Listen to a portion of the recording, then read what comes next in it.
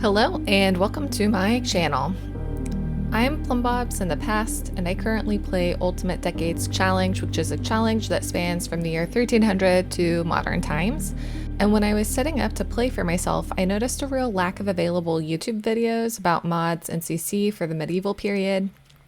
And I know that would have helped me out, so I'm starting a mini series that looks at great options for medieval gameplay if that's something you're interested in.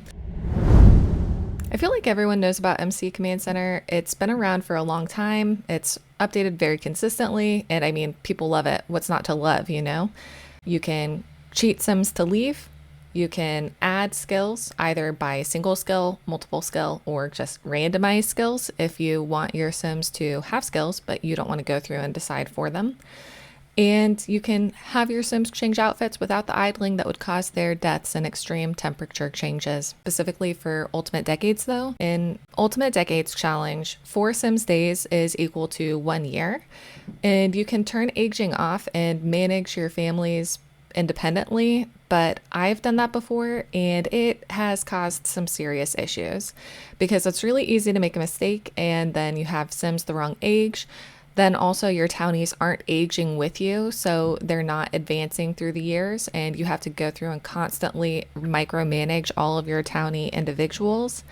And then you have to load into every household for every single birthday. Hello, endless loading screens. With MC Command Center, you can change aging to be automatic, which takes out a lot of work for you and keeps your neighborhoods moving forward with you. That's a super brief overview of how MC Command Center can affect your game if you're playing a challenge like Ultimate Decades, and there are a lot more options. So if that's something you're interested in, we could go into that more in depth, leave a comment asking about that, but that's just going to be a super fast overview for now. This mod is big, like really, really big. But it's also super well organized, and it comes with in-depth tutorials provided by the creator.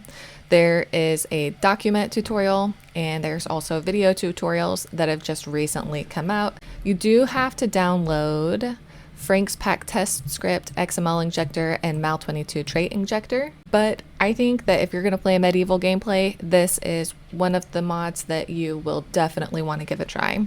First things first, this mod creates classes. Here we are with my Sims family for the Decades Challenge, and we are peasants. We're a low-income household. We currently actually have pretty good money, but because we are not that rich and because we are currently farmers, we are in fact peasants. Why does this matter if we are peasants? Well, it provides different interactions, careers, and rabbit holes for our sims depending on what their class is. For example, with the royalty mod, because we're peasants, we can go hunting, we can scavenge the land for food.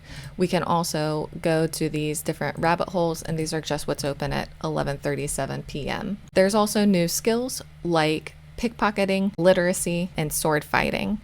By comparison, you can be all different types of classes as well. So here we have a different class of person. In fact, his name is Edward II and he is King of England.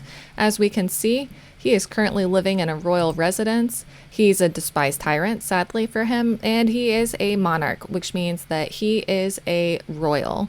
Each different world can have different royals, so you could have really nice, complex gameplay. So what that means is that for Edward, for example, he can pass some laws that will affect how the rest of the world works. He can raise money for taxes and have a treasury. He can practice reading because I didn't set him to be able to read. He can call servants, and he has his own rabbit holes for being a noble. There are different careers available to different people depending on their class. So he is also a member of the gentry class and a noble, and he's also the trusted advisor to the monarch and a baron. So he has got a lot of sway in this world. So we can see that he could become a diplomat. That is part of the royalty mod. So he could get a new career based off of his current place in society. While this mod is intended for medieval / old-fashioned gameplay, I now love using this in any save file. She's just come back from hunting. We can see that she got a moodlet, from foraging, she got a moodlet because she got ticks and fleas. And we can see that she's come back with strawberries, garlic, and acorns. In addition, we can make cheese wheels, we can make butter, which we need for ingredients, and we can make bread. Now you can see that these things that you need, acorns, chestnuts, and seeds, we've got seeds, we've got acorns, but we don't have chestnuts. And so to be able to make flour, we would need to keep foraging until we can find that stuff. Now, these are the kinds of ingredients that I think should have been included, the ability to make these in cottage living. So I really enjoy this, and in fact I use it for pretty much all of my saves now.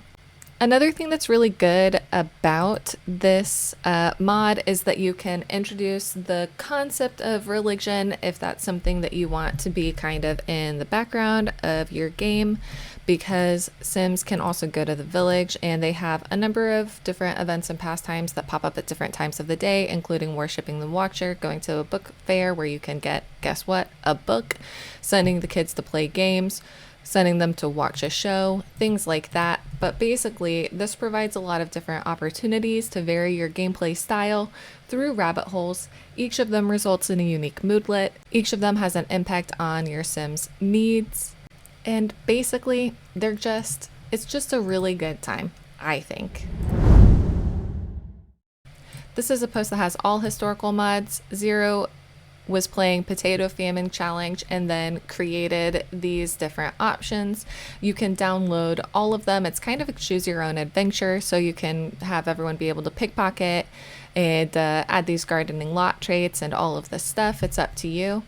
But I've noticed that a lot of people like to play with the gardening lot traits, so crops, blight, unfertile soil, or bug zone. This just, adds some variety to your gardening, just makes it a little bit more terrifying. But I think these different mods have a lot of versatility, so definitely go ahead and check this out if you're looking at doing medieval gameplay.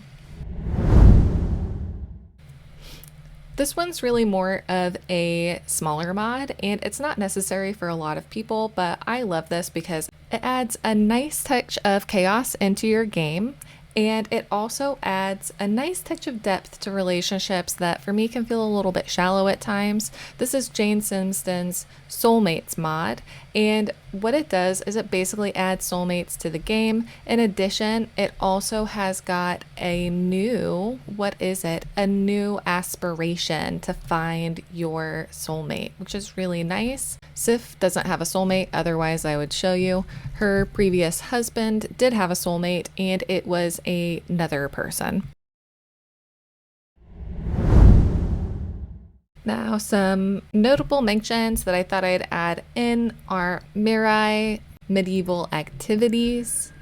This is a pretty good little mod. You can kind of do a lot of different activities with it. You can mine with it. You can go to attend these rabbit hole options. You can, use real wood that you collect as part of burning fire. And also you have new interactions with other people where you can discuss things with them. It's pretty cute. It's a really nice little mod. In addition, a lot of people really like using Limpino's Rambunctious Religions mod. This basically provides 4 different options for faith and a religion skill, and Sims will have a different reaction to each other based off of their religious similarities or differences. And that's a really cool mod as well that adds a lot of depth to the game. The last one isn't necessarily a quote-unquote mod, but this is a kind of override mod. This is the Sense Medieval's Medieval Windenburg mod.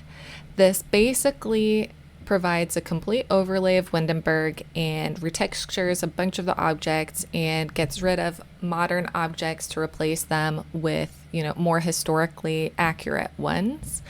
It's really nice, really cute, and a lot of people love using it. So those are the main big mods that I recommend for playing medieval gameplay. I'm going to have some smaller videos come out, ones about activities, about clothing, about creators who are really great. So if you're interested in those, you might want to turn on that subscribe button and hit that notification bell. I'm not entirely sure exactly when those will come out. That way you can just make sure that you get notified whenever they do. I hope that this mod review video has been helpful, and have a great day, everyone.